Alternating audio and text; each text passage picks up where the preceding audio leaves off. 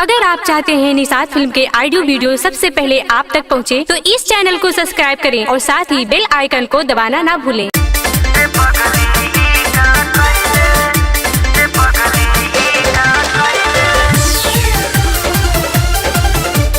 Music by Neeraj Srivastava.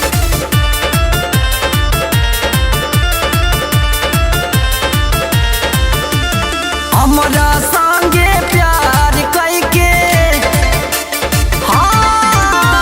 हमरा संगे प्यार कैके दूसरा से शादी रचैले रे पगली ई का कैले कि हमके जियत मुआइले बानी मजबूर पापा जबरी बियाह हमर रचैले हो।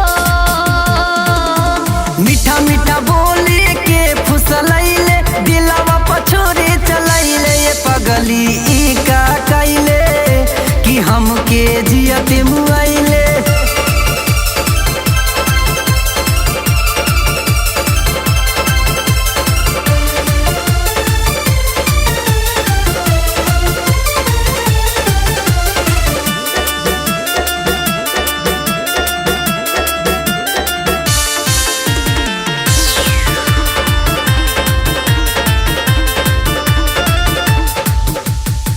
साथ जिए मारे के रहलू कसम खाई कहाँ बानी भूलल तोहके पियावा के पाई।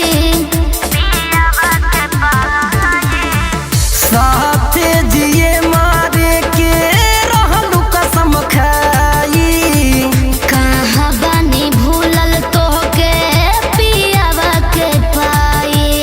छछनत बाटे मासूम दिलवा याद में खूब तड़ पहिले रे पगली ई का कैले कि हमके जियत मुआइले